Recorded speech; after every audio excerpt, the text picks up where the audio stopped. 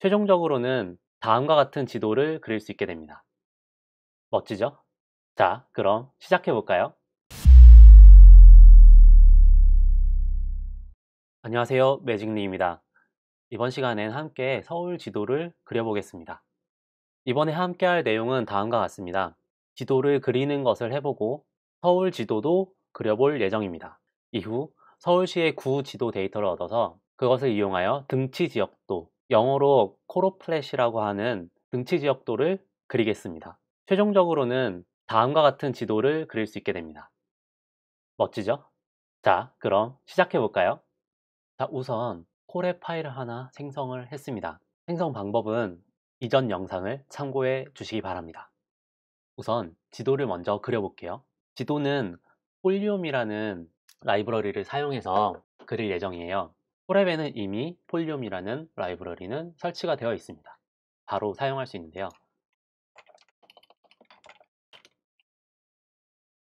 폴리움을 먼저 임포트한 뒤에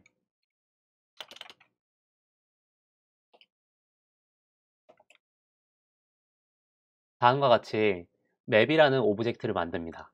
그 오브젝트, m이라는 베리어블에 저장되어 있는 그 오브젝트를 마지막에 이렇게 써주게 되면은 이 마지막에 온 이 오브젝트를 콜앱에서 보여줍니다. 한번 확인해 볼까요? 단축키 컨트롤 엔터 누르시면은 화면을 볼 수 있습니다. 바로 3개의 지도가 나왔네요. 여기서 이제 확대, 축소도 가능하고 이렇게 이동도, 드래그를 해서 이동도 가능합니다. 그러면 서울 지도는 어떻게 볼 수 있을까요? 서울 지도는 이 코드에서 위치와 확대 정도를 정하시면 서울의 지도를 볼 수 있게 됩니다. 제가 검색을 해보니까 서울시청의 위치가 다음과 같다고 합니다. 이런 식으로 적어주세요.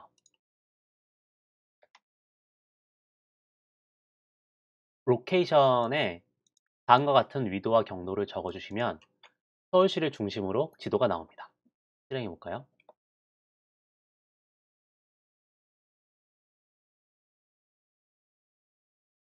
자, 서울시를 중심으로 지도가 나오는 거 확인해 볼 수 있죠. 이제 지도의 형태도 정할 수가 있는데 우리는 다음과 같이 한번 실행을 해볼게요. 타일스라는 아규먼트에다가 다음과 같은 값을 적어주면 뒤에 이 적은 값이 스타일이거든요. 여러 스타일들이 있는데 그 스타일들 중에서 이게 조금 더 지도가 간단해 보여서 이 스타일을 저는 이번에 사용을 해보도록 하겠습니다. 취향에 맞게 다른 스타일을 사용하셔도 상관없습니다. 실행을 해볼게요. 실행해보면 다음과 같이 지도가 나오는 것을 확인을 할 수 있습니다. 이번에는 서울시 구 지도 데이터를 얻어볼 거예요. 서울시 안에 구가 여러 개 있는데 그 구의 구역을 나누는 그 데이터를 얻어보도록 하겠습니다. 우선 구글에서 다음과 같이 검색을 해주세요. 사이트는 github.com 그 다음 뒤에 서울 맵이라고 쓰고 검색을 해주세요. 이 검색어의 의미는 GitHub에 있는 홈페이지를 검색을 하겠다라는 뜻의 앞에 부분이 있고 뒤에 서울맵은 서울맵이라는 단어가 들어간 홈페이지를 검색을 하는 겁니다. 이렇게 검색을 해보시면은 검색 결과가 이렇게 나오는데요. 이 중에 첫 번째 있는 사우스 코리아 서울맵스라는 홈페이지가 있는데 여기에 들어가시면 됩니다. 들어가 볼까요?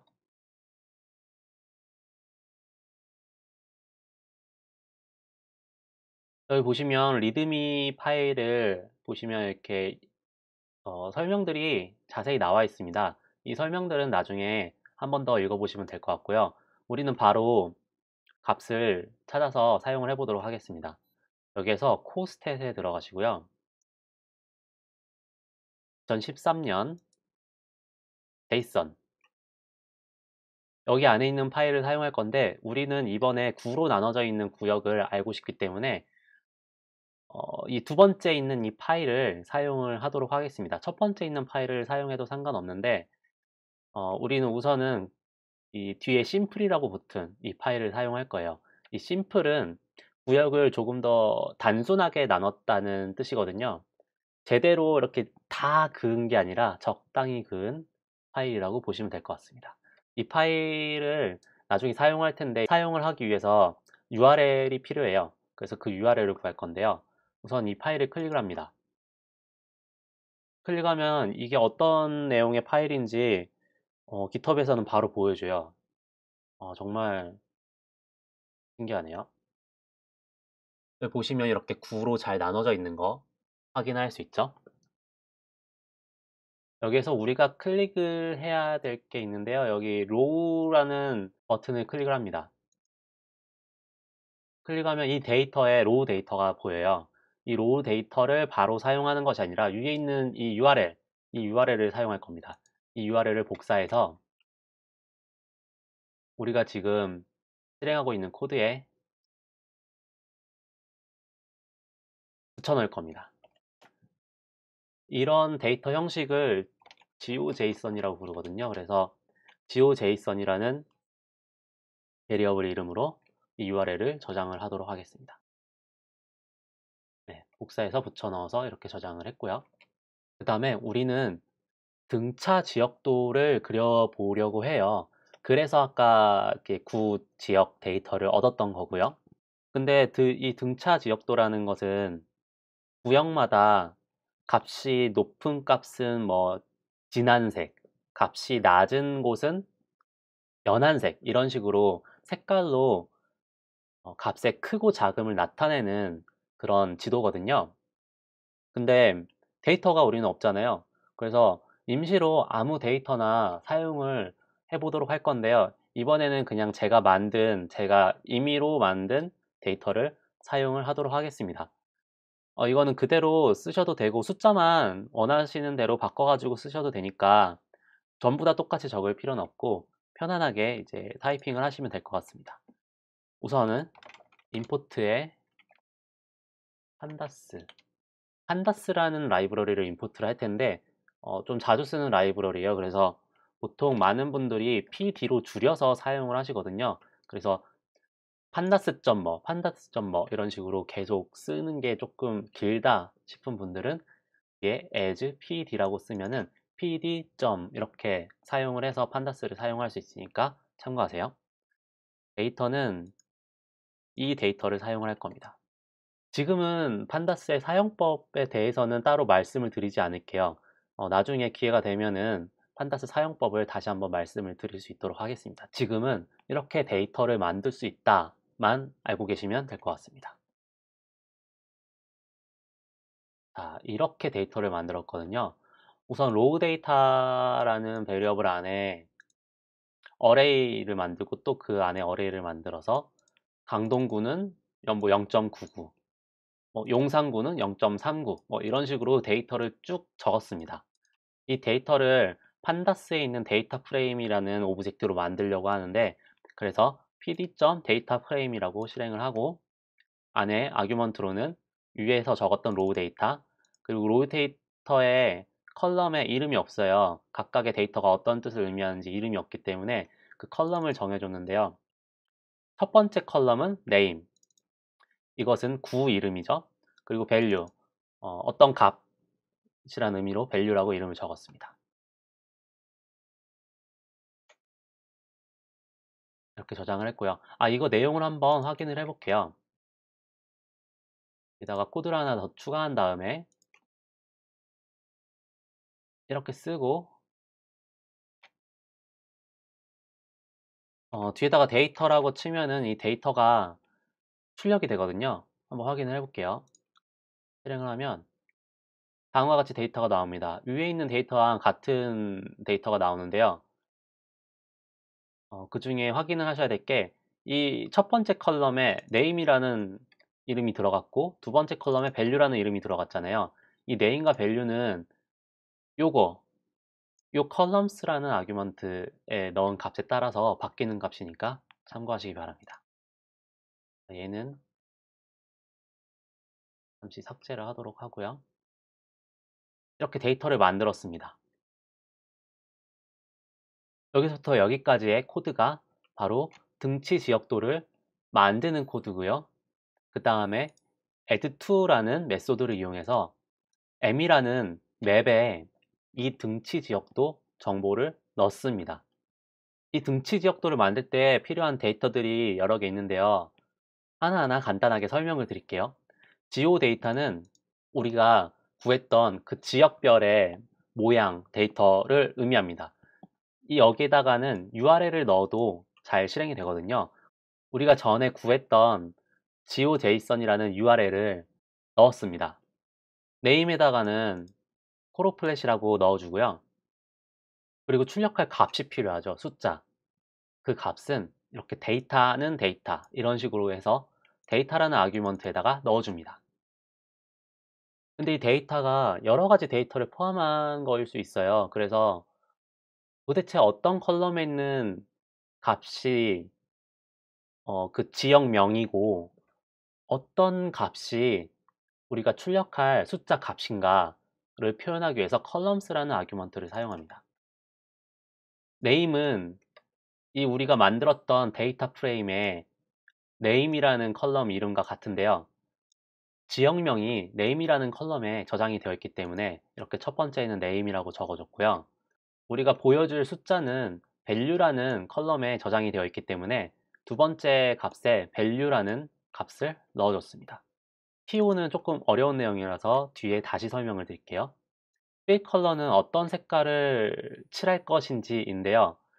YLGN의 의미는 숫자가 작을 때는 옐로우, 숫자가 크면 클수록 그린 이렇게 색깔을 칠하겠다라는 의미입니다. 필 오페시티는 색칠을 했을 때 1이면은 완벽하게 색칠을 한다는 뜻이고 0.7이면 조금 더 투명하게 해서 1일 때는 완전하게 불투명이고 0일 때는 완전하게 투명한 건데 0.7 정도의 값으로 색깔을 칠하겠다는 뜻입니다.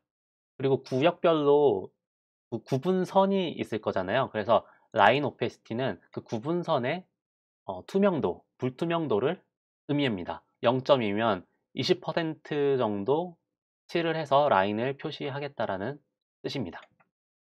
자, 그러면 키온에 대해서 알아볼까요? 키온은 우리가 입력했던 지오 데이터 안에서 그 지역의 이름이 어디에 저장이 되어 있느냐 이것을 표현한 겁니다. 이 값을 구하기 위해서는 우리가 사용하는 JSON의 내용을 확인해야 되거든요. 그래서 어떤 식으로 확인하는지 보여드리도록 하겠습니다. 구글에서 JSON Prettypy라고 검색을 해보세요.